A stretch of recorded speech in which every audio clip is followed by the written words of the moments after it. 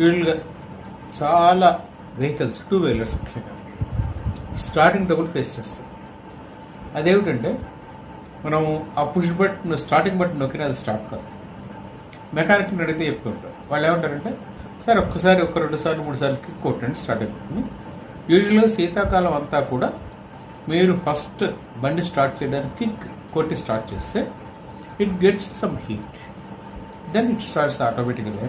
That's what their experiences.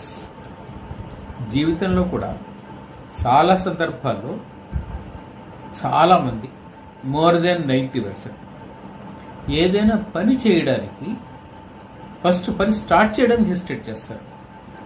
అది start అయితే it goes on. మాకు ఇదివరకు, ఇప్పుడు చాలా తక్కువ, ఇదివరకు జర్నలిస్టులుగా చాలామంది, ముఖ్యంగా ఆఫీసులో కూర్చోబడి, ఇప్పుడు ఇదివరకు ఇప్పుడున్నట్టు ఏసీ రూమ్స్ అవి ఓపెన్ ఫ్యాన్సీ, చాలామంది జర్నలిస్టులు ఎదురే రాయాలంటే ముందు నోట్లో సిగరెట్ పెట్టుకుని వాడు సిగరెట్ అయ్యేలాగా రాయడం మొదలెడతాడు. ఒకసారి రాయడం మొదలెట్టిందట, ఇట్ గోస్ ఆన్ యాప్టెడ్.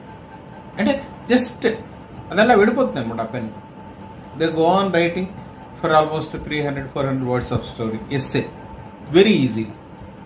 ఈ మాట ఎందుకు చెప్తున్నానంటే, మొదటి అలవాటు ఏది, సిగరెట్ కాల్చడం అన్న అలవాటు, రెండో అలవాటు కరెక్ట్ రాయడానికి. వాస్తవానికి సిగరెట్ కాల్చడానికి రాయడానికి ఏ సంబంధం లేదు.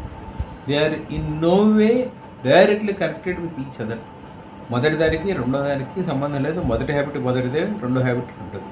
కానీ మనంతట మనంగా కొన్ని సందర్భాలు ఏం చేస్తామంటే, ఒక అలవాటుకి ఇంకొక అలవాటు యాడ్ చేసుకుంటూ ఉంటాం. ఇది ఇంటెన్షనల్గా జరుగుతుందా అంటే ఇంటెన్షనల్ కాదు, కానీ we give focus for that. ఎట్లా ఉంటుందండి, సిగరెట్ కాలిస్తేనే కొంతమందికి they will go to washroom, coffee తాగితేనే కొంతమంది గో టు వాష్రూమ్. ఇవి it's not a physically required systems, it is more of psychological.